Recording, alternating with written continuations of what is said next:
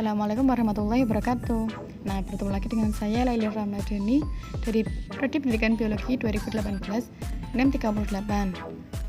Nah, sekarang kita akan bahas tentang RPP. RPP adalah rencana pelaksanaan pembelajaran, yaitu planning kegiatan pembelajaran tatap muka untuk satu pertemuan atau lebih. Nah, RPP ini dikembangkan dari silabus untuk mengarahkan kegiatan pembelajaran akseptor didik dalam upaya mencapai kompetensi dasar.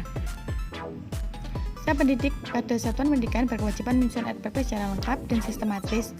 Semoga pembelajaran berlangsung secara interaktif, inspiratif, menciptakan bahagia, menantang, efisien, motivasi akseptor didik untuk berpartisipasi aktif, serta menyajikan ruang yang cukup bagi praksara, kreativitas, dan kemandirian sesuai dengan bakat, minat, dan perkembangan fisik serta psikologis akseptor didik.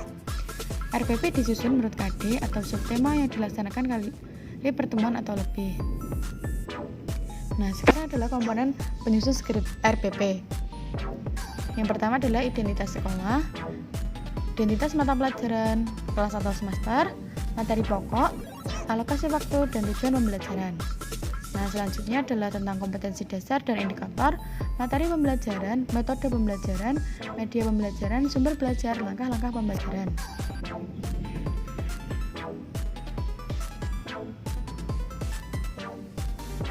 Nah, perbedaan individual. Prinsip penyusunan RPP yang pertama adalah perbedaan individual akseptor didik antara lain kemampuan awal, tingkat intelektual, bakat, potensi minat, motivasi belajar, kemampuan sosial, emosi, gaya belajar, kebutuhan khusus, kecepatan belajar, latar belakang, budaya, norma, nilai, dan atau lingkungan akseptor didik. Selanjutnya adalah berpusat pada akseptor didik untuk mendorong semangat belajar, motivasi, minat, kreativitas, inisiatif, inspirasi penemuan, dan kemandirian. Yang ketiga adalah partisipasi aktif akseptor didik. Yang keempat adalah pengembangan budaya membaca dan menulis yang dirancang untuk berbagi kegemaran membaca, pemahaman bacaan yang berpartisipasi dalam banyak sekali bentuk tulisan. Yang selanjutnya adalah memberi umpan balik dan tindak lanjut RPP, membuat rencana kegiatan membaca umpan balik positif, penguatan, pengayaan, dan remedi. Yang selanjutnya adalah penerapan teknologi informasi dan komunikasi serta terintegrasi, sistematis, dan efektif sesuai dengan situasi dan kondisi. Selanjutnya adalah penekanan pada keterkaitan dan keterpaduan antara KD, materi pembelajaran, kegiatan pembelajaran, indikator pencapaian kompetensi, penilaian, dan sumber mencari ilmu dalam satu keutuhan pengalaman belajar.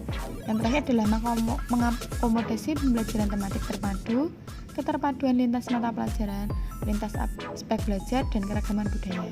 Nah, langsung saja kita lihat contoh dari RPP.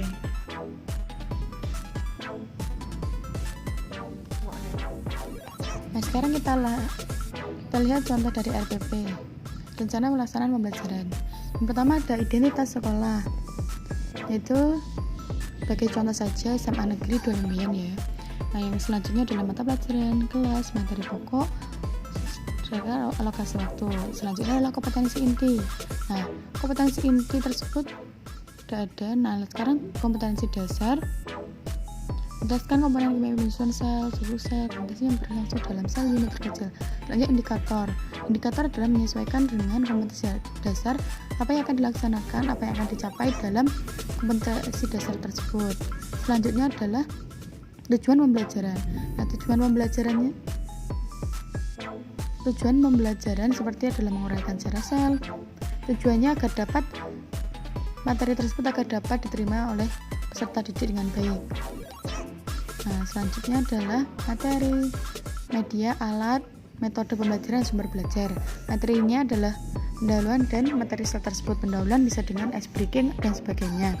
Sedangkan sel adalah sejarah penemuan sel, komponen kimiawi sel, struktur, fungsi, dan proses yang berlangsung dalam sel. Selanjutnya adalah media pembelajaran kita. Berhubung sekarang waktunya daring, kita menggunakan WhatsApp Group dan Google Form. Sedangkan alatnya pastinya dengan HP atau Android, yang kedua dengan laptop, dan ketiga dengan modul pembelajaran. Nah, metode pembelajarannya dengan discovery learning, metode dengan online atau melalui grup WhatsApp. Selanjutnya sumber belajar. Nah, sumber belajar adalah dengan menggunakan buku elektronik atau e-book SMA, dengan buku pegangan atau buku paket. Yang lainnya adalah buku lain yang relevan, dan bisa juga dengan dari internet, kita tambahkan internet karena kita daring. Selanjutnya adalah langkah-langkah pembelajaran. Nah, langkah pembelajaran yang pertama kan ada dua, kita buatnya dengan dua pertemuan. Nah, pertemuan pertama adalah dengan membuka pendahuluannya, guru membuka grup WhatsApp. Orientasinya memberikan sebelum pelajaran dimulai, guru menyapa peserta didik dan selalu mohon kepada Sang Maha Pencipta untuk kesehatan, sehat, dan perlindungan, kemudian menjalankan berbagai aktivitas. Yang kedua, selalu mengingat kepada peserta didik agar selalu menjaga kebersihan lingkungan, tetap berada di rumah, dan menghindari penyebaran COVID. Yang ketiga adalah dengan melakukan ice breaking dengan memperlihatkan video atau bisa dengan games. Nah, persepsinya adalah mengaitkan materi pembelajaran kelas 11 pada struktur organisasi kehidupan, memberikan pemahaman kepada peserta didik bahwa di kelas 11 kita akan mempelajari tentang satu organisme. Selanjutnya adalah kegiatan inti. Nah, kegiatan intinya adalah guru menulis di grup WhatsApp dan membagikan link media pembelajaran. Nah, media pembelajaran adalah simulation atau memberikan rangsangan, dengan guru memberikan gambar sel hewan dan juga es cendol di gambar sini. Nah, tujuannya adalah bagaimana simulasi soal bagaimana pendapat siswa tentang es cendol tersebut. Selanjutnya adalah melatih berpikir kritis agar dapat memunculkan suatu pertanyaan, yaitu membuat es campur itu bahannya apa saja yang di dalam es campur tersebut dan dianalogikan dengan sebuah sel. Nah, pengumpulan datanya dengan membagikan modul atau buku pegangan tersebut. Selanjutnya adalah pengolahan data, yaitu peserta didik ditanya tentang siapa para ahli yang ikut andil dalam menemukan sel tersebut. Nah, verifikasi atau pembuktiannya, masing-masing dari peserta didik mencoba menyampaikan hasil dari pengolahan data di atas. Kegiatan penutup yaitu membagikan link daftar hadir. Yang kedua, memeriksa hasil pekerjaan, menunjukkan hasil pekerjaan peserta didik, mengidentifikasi peserta didik yang hadir dan tidak hadir. Nah, bagi yang tidak hadir, guru menghubungi lewat WhatsApp. Selanjutnya memberikan tanggapan bagi peserta didik. Yang terakhir adalah mengisi link hadir yang dibagikan oleh guru. Nah, untuk yang pertemuan kedua itu formatnya sama, pendahulunya juga sama, kegiatan intinya pun sama, cuma nanti beda pada materi yang digunakan. Selanjutnya masalah dan seterusnya sama dengan penyusunan pada pertemuan pertama. Jadi tinggal mengikuti pada pertemuan pertama. Yang selanjutnya adalah penilaian. Dalam penilaian dinilai pada sikap, yaitu dengan menggunakan kehadiran dan keaktifan dalam proses pembelajaran dengan menggunakan komentar-komentar pada WhatsApp. Nah, selanjutnya adalah penilaian kognitif, yaitu tes tertulis penilaian yang dibagikan melalui soal-soal.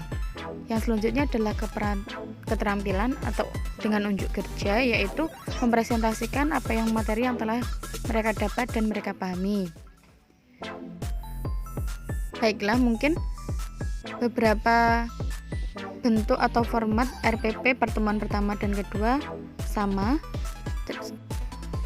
Sekian dari saya. Wassalamualaikum warahmatullahi wabarakatuh. Terima kasih.